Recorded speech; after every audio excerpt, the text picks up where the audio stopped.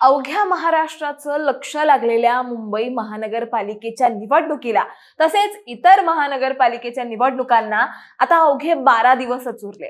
अर्ज भरणे, अर्ज मागे घेणे, कोणत्या प्रभागात कोणत्या पक्षाचा कोणता उमेदवार आहे हे सगळं आता हळूहळू स्पष्ट होत चाललंय.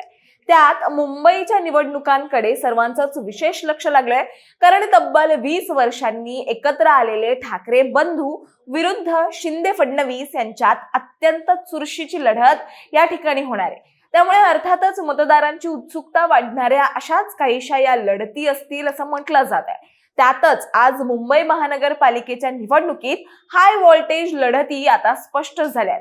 आगामी निवडणुकीत कोण कोणाविरुद्ध उभं ठाकलंय, कुठे मैत्रीपूर्ण लढत होते, कुठे शिंदे गट विरुद्ध ठाकरे गट आहे, तसेच कुठे भाजप विरुद्ध मनसे अशा लढती होत आहेत, याबद्दलच आपण सविस्तर जाणून घेणार आहोत त्या व्हिडिओच्या माध्यमातून. दरम्यान तुम्ही चॅनलवर नवे आला असाल तर इकडे खाली दिसत असलेल्या सबस्क्राईब बटनवर लगेच क्लिक करा. तर जसं की आपल्याला माहिती आहे, मुंबई महानगरपालिकेत एकूण 227 जागा आणि यंदा महायुती विरुद्ध महाविकास आघाडी अशी मुख्य लढत या ठिकाणी होणार आहे, ज्यात महायुतीत भाजप 137 जागांवर लढतंय, तर एकनाथ शिंदेची शिवसेना ही 92 जागांवर उमेदवार उतरवते. तर दुसरीकडे उद्धव ठाकरेंची शिवसेना आहे ती 163 जागांवर आणि राज ठाकरेंची मनसे आहे ती 53 जागांवर आणि शरद पवारांची राष्ट्रवादी जी आहे ती 11 जागांवर निवडणूक लढवते. आपण बघतोय आता मुंबई महापालिकेतलं चित्र संपूर्णपणे स्पष्ट झालेलं आहे. कुठल्या पक्षाचा उमेदवार कुठे आहे, कुठे कोणाचा हाय व्होल्टेज ड्रामा होणार आहे आणि हे सगळं आता स्पष्ट झालेलं आहे, कारण काल अर्ज माघार घेण्याची शेवटची तारीख होती आणि त्यामध्ये अनेक ठिकाणी सगळ्या पक्षांना यश मिळालंय खरं, तरी मात्र दुसरीकडे काही ठिकाणी अजूनही बंडखोर उमेदवार आहेत. बरं, या सगळ्यात महत्वाचं आहे ते म्हणजे शिवसेना फुटल्यानंतर यंदाची ही पहिलीच महापालिकेची निवडणूक आहे, त्यामुळे साहजिकच आहे की या ठिकाणी हाय व्होल्टेज ड्रामा बघायला मिळेल.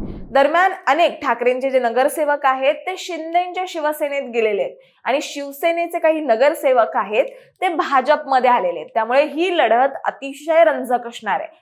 आपण जर पाहिलं तर एकूण मुंबई महापालिकेमध्ये भाजप हे 137 जागा लढतंय आणि शिंदेची शिवसेना ही 92 जागा लढते. या दोघांच्या समोर नेमकं कोण आहे, किती जागा आहेत हे जर आपण पाहिलं तर भाजपच्या विरोधात ठाकरेंची शिवसेना आहे ती तब्बल 97 जागा लढताना आपल्याला दिसतीये. त्यामुळे ठाकरेंचा बालेकिल्ला असलेल्या या जागेत भाजपने सुद्धा त्यांचे चांगले चांगले उमेदवार दिलेले आहेत.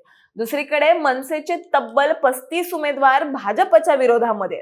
त्याचबरोबर दोन्ही ठाकरेंच्या सोबत शरद पवार गट सुद्धा आहे आणि शरद पवारांच्या सुद्धा 10 जागांपैकी 5 जागा या भाजपच्या विरोधात आहे आणि या सगळ्या मिळून अशा एकूण 134 जागा आहेत. आता हेच समीकरण जर आपण शिंदेच्या शिवसेनेसंदर्भात पाहिलं तर शिंदेची शिवसेना ही 92 जागा लढते आणि ठाकरेंची शिवसेना ही जवळपास 69 जागांवरती लढते. त्यामुळे या जागांवर शिंदेची शिवसेना आणि ठाकरेंची शिवसेना ही आमने सामने असणार आहेत. यातील एकूण 70 जागांमधले बरेचसे वॉर्ड जे आहेत ते मराठी बहुल भाग आहेत, त्यामुळे इथे 69 जागांवर सुद्धा टफ फाईट होणार आहे, ज्यात शिंदेची शिवसेना आणि मनसे ही एकूण 18 जागांवरती आमने सामने लढताना दिसते. त्यामुळे त्या ठिकाणी सुद्धा मराठीचा मुद्दा जो आहे अतिशय महत्वाचा असणार आहे. त्याचबरोबर शरद पवारांच्या राष्ट्रवादीकडनं 5 जागा आहेत त्या शिंदेच्या शिवसेनेच्या विरुद्ध असणार आहेत. विशेष म्हणजे ज्या ठिकाणी मराठी मतदार कमी असून जिथे इतर मुस्लिम किंवा दलित मतदार जास्त आहेत अशा जागा राष्ट्रवादी शरद पवार गटाला गेलेल्या आहेत आणि त्या जागांवर 5 शरद पवारांचे उमेदवार शिंदेच्या शिवसेनेच्या विरोधात आहेत. एकूणच शिंदेच्या शिवसेनेकडे असलेल्या जागांची संख्या 92 असून ज्या ज्या ठिकाणी मराठीचा टक्का जास्त आहे त्या त्या ठिकाणची फाईट आणखीनच रंजक होणार असल्याचं समजतंय.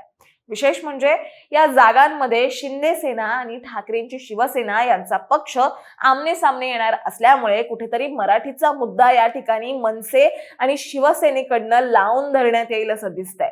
आणि अशा रीतीने आज मुंबई महानगरपालिकेच्या निवडणुकीत हाय व्होल्टेज लढती कुठे होणार आणि कशा होणार हे आता ऑलमोस्ट स्पष्ट झाल्याचं आपल्याला पाहायला मिळत आहे. त्यामुळे या सगळ्या टफ फाईट मध्ये प्रचारादरम्यान कशा पद्धतीने हाय व्होल्टेज ड्रामा रंगेल हे बघणं देखील तितकंच महत्वाचं ठरणार आहे.